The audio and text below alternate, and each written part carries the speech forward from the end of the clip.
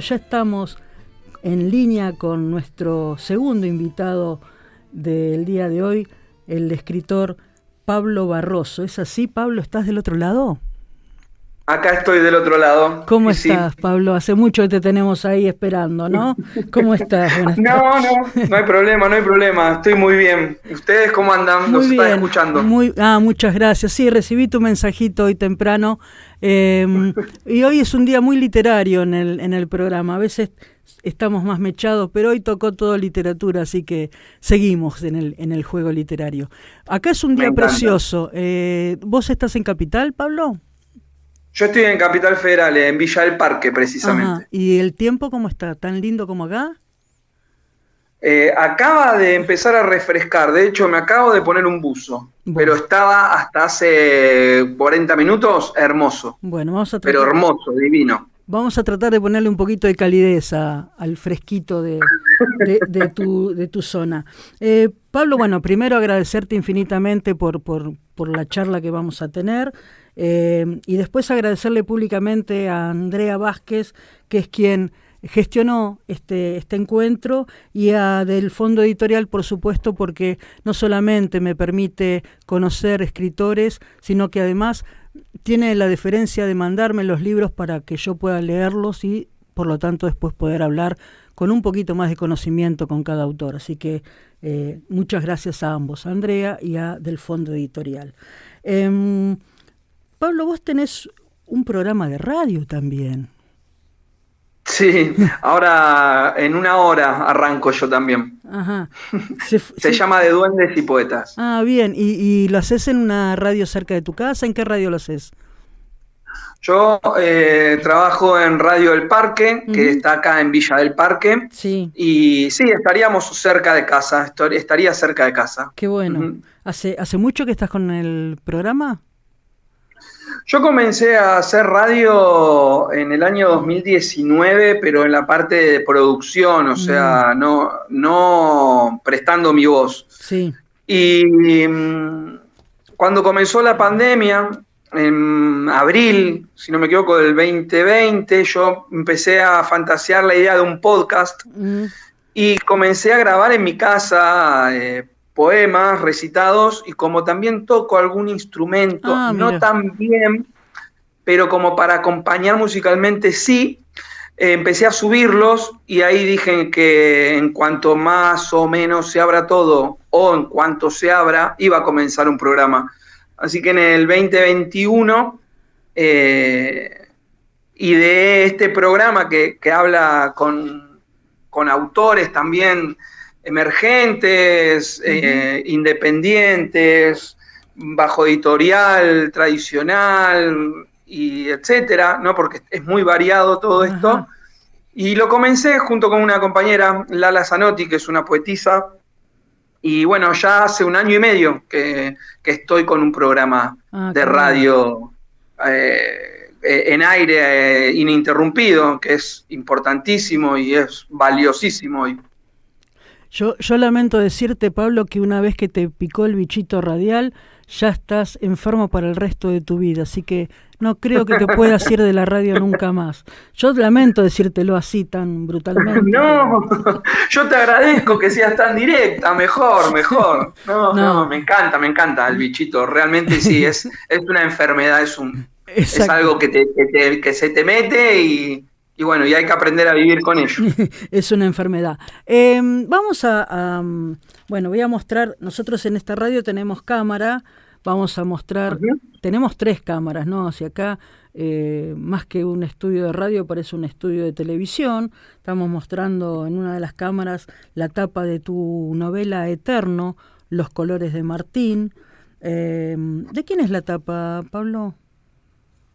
La tapa la armó del Fondo Editorial. Ajá. ¿Con idea de ellos o vos pusiste algún granito de arena? No, ellos, la verdad es que, bueno, aprovecho yo también para extender mis saludos a André Vázquez, que sí, que nos hizo esta comunicación, nos la armó. Muchísimas gracias, Andrea.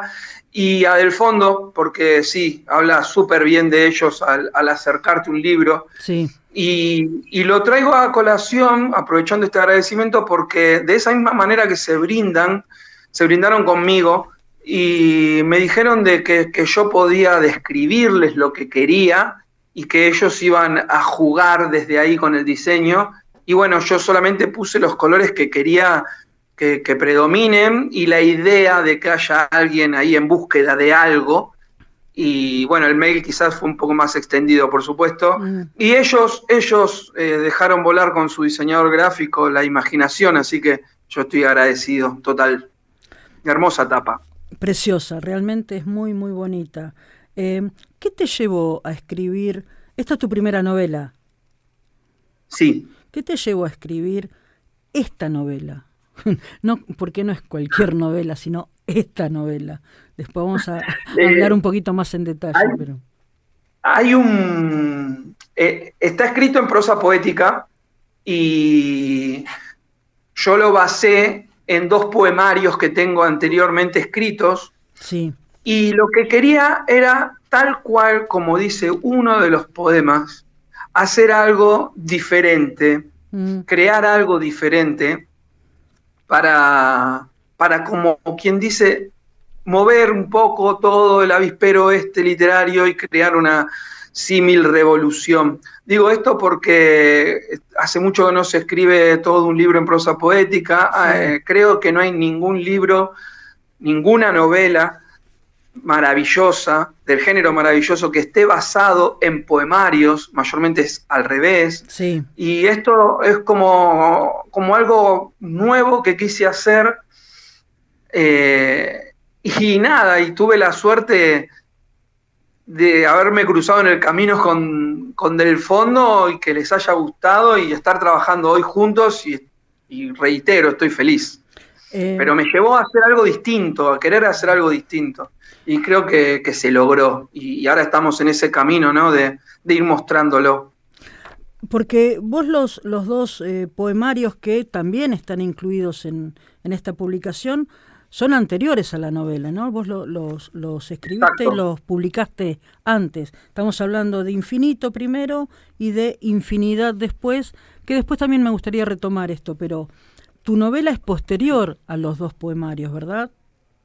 Exacto, pero Del Fondo también tuvo esa magia de agarrar esos poemarios y como vos bien decís, y le cuento a quienes nos escuchan, al final de todo, los poemas que más tienen que ver con esta historia, sí, en los que yo me basé para esta historia, Eterno, los referencian. Sí. Entonces te ponen, acá en este poema es en el cual Martín está bailando con libertad bajo la lámpara, y cuando vi eso, yo me enamoré, claro. Definitivamente. Porque si quien lo lee no lee la solapa de la tapa donde está aclarado esto, si uno empieza a leer sin esa lectura, decís, está todo escrito como todo fusionado, todo tiene que ver con todo, la novela y las poesías están totalmente entrecruzadas. Claro, después lees la solapa y decís, pucha, qué laburo que se mandaron. No, la verdad que tiene una estructura distinta, seguro. Está muy buena en eso. Y algo que vos sabés que me llamó mucho la atención, que estás todo el tiempo hablándole al lector. Eso me llamó la atención y primero y después dije, qué bueno, ¿no? Que el escritor esté con, no sé qué imagen, pero con la imagen del lector todo el tiempo en el proceso de escritura. Eso me pareció muy interesante. Yo lo que quería era hacer esto que acabas de decir justamente, de que cuando te pones a leerlo, sepas de que yo estoy con vos ahí al lado, porque una vez que yo terminé de escribirlo y el lector empieza a leerlo, la historia es del lector, ya no es más mía, yo ya estoy escribiendo otro libro. Claro. Y era como justamente ser cómplices quien lo escribió con quien ahora está leyendo en esa vivencia de ese camino, en esta historia. Y me pareció que era más lindo así también para empatizar, claro, para que el lector pueda verme como autor y como quizás protagonista, y para mí poder ver al lector también como protagonista. Y en cierta manera Eterno es una gran fusión entre el lector y el autor, en este caso yo. Creo que también lo hace diferente. Hay un punto en el libro, María, que el lector se va a encontrar con un libro realmente único. Uh-huh. Y si sigue esas instrucciones de vivencia, el libro no se puede prestar. Y me pareció algo que es un gran broche, porque termina siendo tu libro. Exacto. Y eso es lo que quería lograr con esto. Para más o menos contarle a los oyentes, la novela trata de un artista plástico, que es Martín, en principio, y que está pasando como una crisis en su creatividad, aparentemente, y esta crisis lo lleva a recorrer caminos metafóricos, podríamos decir, entre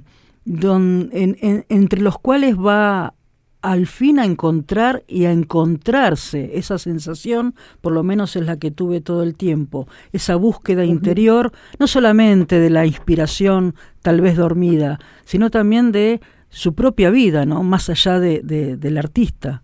¿Algo de eso hay? ¿Algo de la búsqueda interior hay en la novela? Sí, totalmente. Tal cual como lo estás diciendo, y te respondo que sí. Hay una búsqueda interior tanto mía como quien la escribió, por supuesto, que estoy en una constante búsqueda. Uh-huh. Como dije, como en cualquiera que lo pueda leer, yo creo de que estamos en constante búsqueda por ser felices, por entendernos, para entender a quien come con nosotros, a quien trabaja con nosotros, a quien camina con nosotros, toma un colectivo. Y a medida que vamos entendiendo y comprendiendo, nos va dando miedo, ¿no? Que es de lo que habla la novela, de atravesar esos miedos.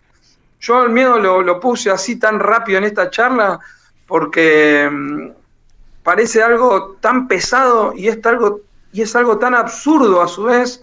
Digo, cuanto más te conozca, más miedo me da. Me puede dar miedo hasta porque me podés llegar a gustar o porque no me podés llegar a gustar. Pero hasta que no te descubra y hasta que yo no permita que vos me descubras, nunca vamos a saber cuánto miedo tenemos. Y eso quería mostrar, esa búsqueda, ese camino que debemos permitirnos, ¿no? Para trascendernos. Y de eso se trata de Eterno. Ese miedo es el que tiene Martín y que por eso en algún punto pierde por un tiempo la inspiración de pintar y busca en otro lenguaje ese camino. Algo de ese miedo lo está llevando por otro tipo de arte. Exacto, porque como decía Martín, vos bien dijiste, hay un momento en el que él pierde esa inspiración porque pasa algo trascendental en su vida, que se puede contar, no es spoiler esto. Una estrella cae una mañana fría, el invierno más frío, describe la novela, y rompe su última obra de arte, uh-huh. Y él no entiende por qué pasó lo que pasó. Y desde ahí empieza a creer de que todo puede ser posible y empieza a tener miedo. Claro. Y necesita no tenerlo más, porque si tenés miedo, y esto es general, no vas a crear. Si yo tuviera miedo hoy de estar hablando con vos, no voy a estar creando un puente con vos. Claro. Y me voy quedando en mí, y nada más que en mí. Entonces, ese mismo miedo es el que está transitando Martín en la novela, y son miedos que volqué, en el que te doy la oportunidad como lector a que elijas vos el miedo de Martín, y me encanta ahora tomarlo como un ejercicio. ¿Cuál es tu miedo más grande, María? ¿Cuál es al oyente, le pregunto, su miedo más grande? Yo voy a decir las opciones que das vos, que eso era con lo que quería seguir, que eso me pareció muy, muy genial. Uno viene leyendo y en la página 75 hay distintas opciones a seguir, como arma tu propia historia. Bueno, la primera referencia que se me cruzó fue Rayuela, sin duda, por supuesto. Dice, si crees que el miedo de Martín es el rechazo, continúa en Miedo al rechazo, página tal. Si crees que el miedo de Martín es la vejez, continúa en página tal. Si crees que el miedo de Martín es la soledad, página tal. Si crees que el miedo de Martín es a la muerte, página tal. Yo elegí el miedo a la muerte y me fui de la página 75 a la página 101 y continué leyendo. Para mí, o tal vez uno transfiere su miedo al miedo del personaje, pero es el miedo a la muerte, por lo menos lo que me venía rondando en ese momento. Y yo elegí ese camino. Cada uno habrá elegido caminos distintos seguramente, ¿no? ¿Qué te fueron contando los lectores? Hola. Y recién estamos hablando por primera vez tan fluido, pero elegiste realmente uno de mis miedos y lo caminamos juntos, y eso me parece que hace un libro único. Claro. De hecho, amé escribir justamente ese miedo, porque te pusiste a pensar si es verdadero el miedo a tu muerte o a la muerte de la gente que te rodea. ¿Seríamos tan valientes como para poder sobrevivir a quienes amamos, ¿no? Y nada, y me parece que ahí nos vamos conociendo un montón, claro, cuando vamos contando y compartiendo esos secretos. Claro. Y de eso se trata justamente, eterno, ¿no? Uh-huh. Otra cosa que me fueron... Yo te voy tirando preguntas en la medida de cosas que me fueron llamando la atención. Casi al principio se dice algo así como que el hombre crea para ser recordado, pero que al mismo tiempo puede correr el riesgo de ser recordado por cosas malas. Es decir, que hay un juego ahí. Uno en general crea, no importa qué, para dejar algo, no crea por una urgencia personal. ¿Cómo? Yo creo de que uno crea, sin duda alguna, por una urgencia personal. De hecho, antes hablaban en la otra entrevista también de que escribir es sanador, sí, y nos va perpetuando, por supuesto, ¿no? Ya que es tan literario hoy el programa. Uno crea por una urgencia personal, eso no me cabe de la menor de las dudas. Uh-huh. Pero Martín, en este caso, al borrarse, por así decirlo, por ir en búsqueda de sus colores, sin hacer parte a nadie de los que están a su alrededor, como por ejemplo Luna, sí, en la novela, puede llegar a ser recordado por alguien que abandonó. Claro. En su urgencia personal por ir en búsqueda, al principio de la novela, está abandonando. Por eso es que hay una redención también, uh-huh, luego con Luna, ¿no?, en la que le dice todo esto. Porque es un juego hermoso de palabras, pero ¿cuánto de mí puede afectarte a vos? Y no lo sé. Claro. Porque justamente nuestros amores son urgentes también y debemos hacerle caso, pero ojo, prestemos atención a quien podemos estar dejando atrás, ¿no? Que es sumamente importante eso. Claro, porque a veces, en general, cuando uno elige, no importa qué, digo, saliendo de cuestiones muy, muy profundas, pero en la medida que uno elige, algo está dejando de lado. Y uh-huh, cuando eso es llevado a la vida de relación, si vos elegís un camino que la persona que está cerca no te puede acompañar, y elegir ese camino es dejar a alguien atrás. Es claro, inevitable casi. No digo que esté bien, digo como descripción. Por supuesto, ¿no? Yo tampoco, pero para mí sí está bueno o está bien cuando uno tiene la valentía de, por ejemplo, nos juntamos hoy a las 4 para hablar en el programa de radio, sí, dale María, por supuesto, y yo decido luego hacer otra cosa y no te aviso, uh-huh, eso está mal. Claro. Ahora, si yo logro juntar el coraje, ¿no?, para decir, María, hoy no voy a hacerlo porque me surgió esto que es sumamente importante también, por ejemplo, y bueno, ahí te estoy dando a vos esa posibilidad de decir, bueno, me parece bien, Pablo, muchas gracias.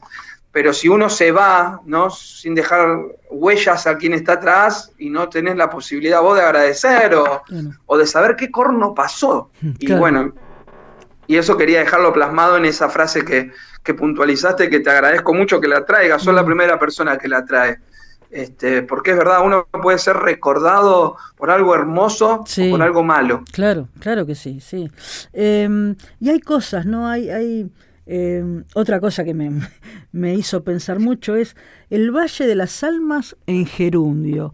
Yo inevitablemente pensé, claro, ese en gerundio es duración, las almas duran, tiene que ver con la duración de las almas, que es algo también eterno, ¿no? Como el nombre de la novela, ¿o va por otro lado? Tiene que ver. Yo para mí me imaginé el Valle de las Almas en gerundio como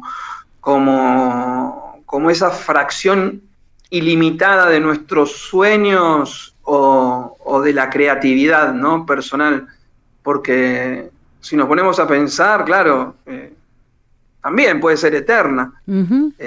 Me lo imaginé como algo así muy sin límites, muy grande. Martín deja de pintar y va a escribir. ¿Ya no le alcanza el lenguaje de las artes plásticas? ¿Necesita otro tipo de lenguaje? ¿Es buscar otro camino? ¿Está buscando otras respuestas? ¿Por qué la escritura? A mí me pareció que tenía esto que ver lo que hablábamos antes, ¿no?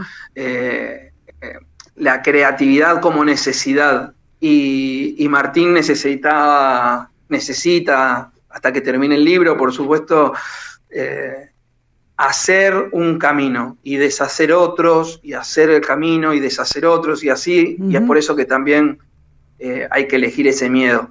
Claro. Y me parece que sí, que Martínez en ese momento en el que comienza a escribir, crea por urgencia.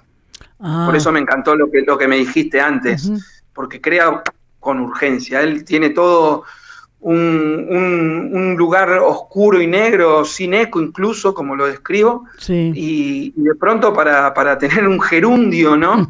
de vida, necesita tener opciones, necesita algo urgente. Claro. Otra de las que se ve bastante en la novela, como que Martín está todo el tiempo impregnado de estos colores, ¿no?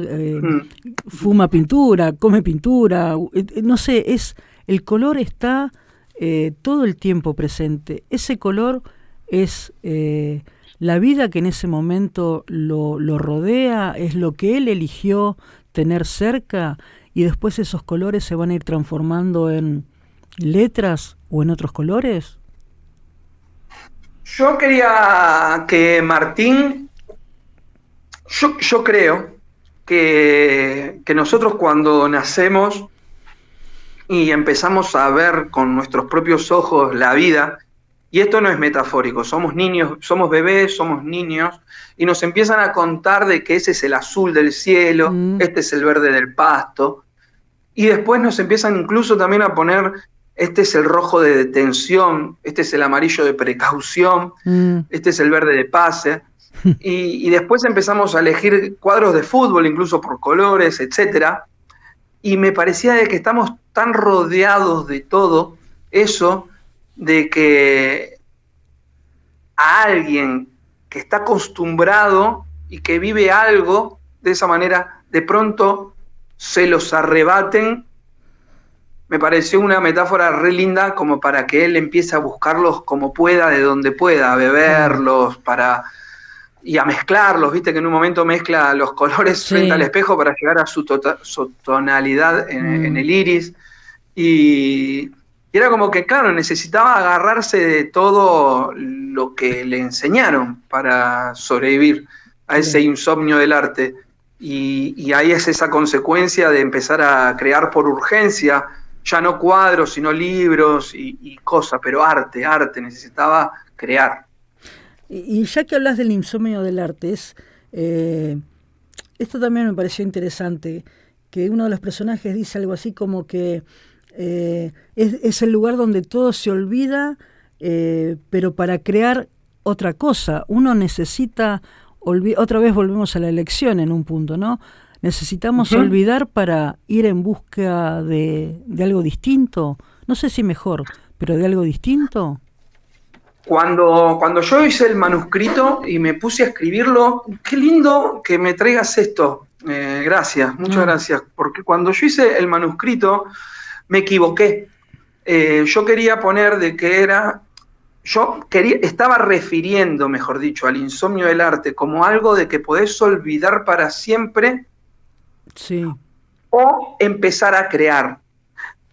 Y cuando lo veo, que estoy repasando para mandar yo el manuscrito a la editorial, me doy cuenta de que lo había escrito tal como lo decís vos, y dije, me gusta esto, porque es un reset.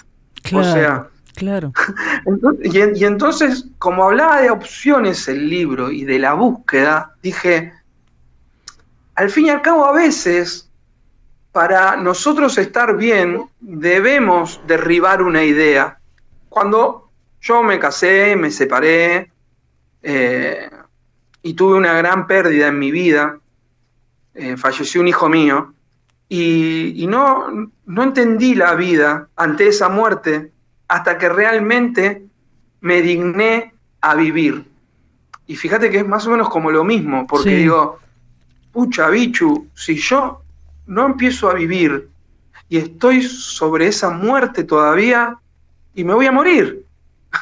Entonces, me pareció buenísimo cuando me encontré que me había equivocado, porque dije, es un buen reseteo de la vida, es un stop.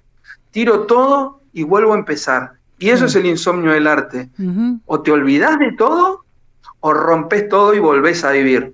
Que al fin y al cabo, no te olvidás porque tenés la conciencia de que lo destruiste para volver a construir. Claro, claro. Y bueno, y eso es el insomnio del arte.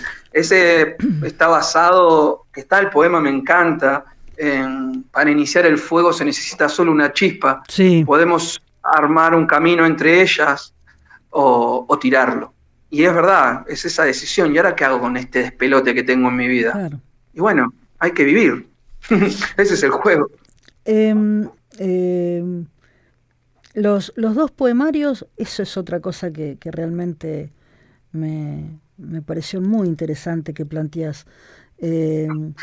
Porque yo intenté leer el libro sabiendo que había dos poemarios al final, pero como una sola cosa, para ver, no sé, intenté esa lectura, ¿no?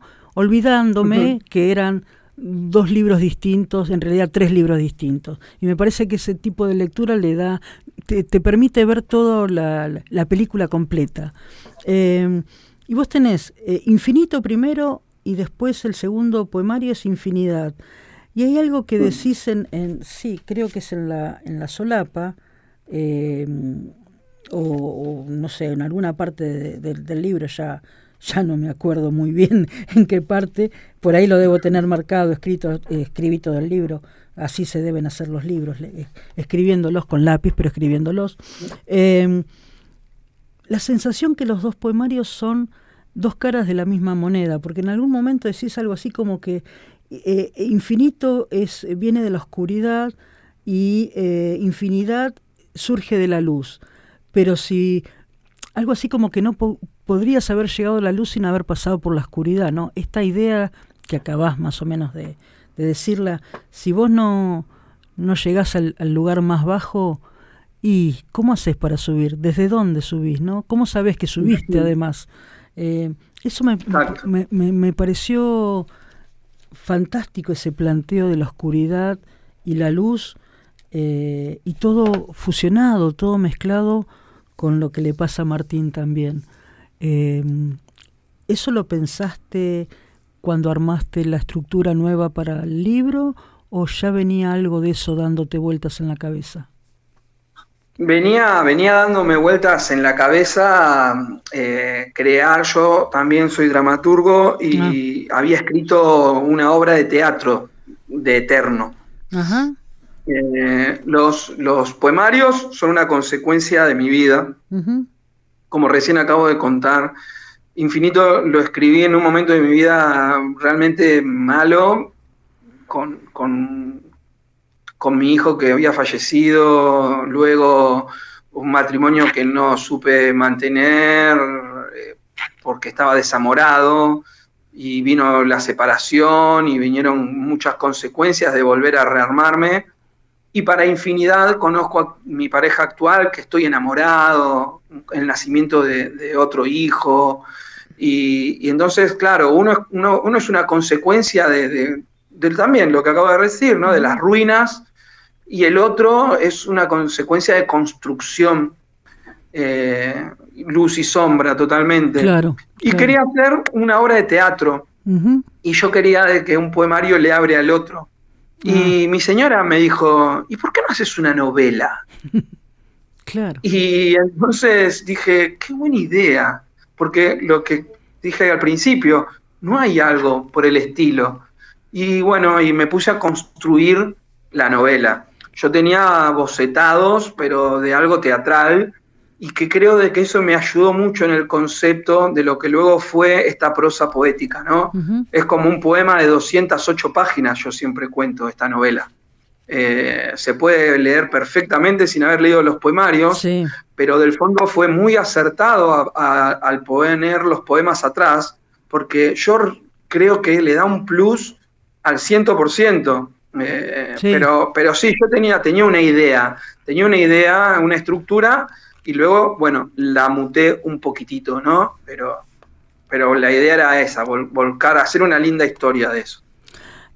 A mí como lector me faltaría arrancar la hoja, como bien indican en el libro, la hoja número 59, que la voy a mostrar a ver si se alcanza a ver, que es una hoja en la que el lector puede escribir sus propios miedos y después se sugiere al final arrancarla para que si el libro circula nadie se entere de tus propios miedos. Yo no completé nada acá y no sé si lo haría porque sería demasiado público, o haría lo que dice el libro, escribir y arrancar. Pero eso también me pareció genial, Pablo. Gracias. Primero agradecerte a vos por esta novela, Eterno, los colores de Martín, Pablo Barroso. No hay que dejar de leerla, es una novela para quienes les interesa transitar sobre la búsqueda personal, creo que es la novela para leer. Pablo, agradecerte infinitamente esta charla. Ojalá podamos volver a encontrarnos porque me quedaron muchísimas cosas para charlar con vos, así que vamos a ver si nos hacemos un huequito ambos antes que termine el año y porque me gustaría saber en qué andás y un montón de cosas más, pero el tiempo no lo permite, así No, que... lo entiendo, y realmente me encantaría a mí también, realmente. Dale. Me encantaría juntarme con vos. Hoy no fui hasta allá, como dijimos al principio, en un ratito empiezo a lo mío y estoy acá cerca, y irme hasta La Plata. Sí, no, es un viaje. No hubiera podido, pero me encantaría darte un abrazo, totalmente. Bueno, igualmente. Lo que sí, en cualquier momento lo charlamos, y en serio, para seguir la charla sobre Eterno, los colores de Martín, porque hay mucha letra más para hablar, para escribir. 1.000.000 de gracias, Pablo. Que termines bien el día Gracias. Y que tengas un lindo programa hoy. Muchísimas gracias. Muchas gracias a todos ahí. Chau, chau. Chau.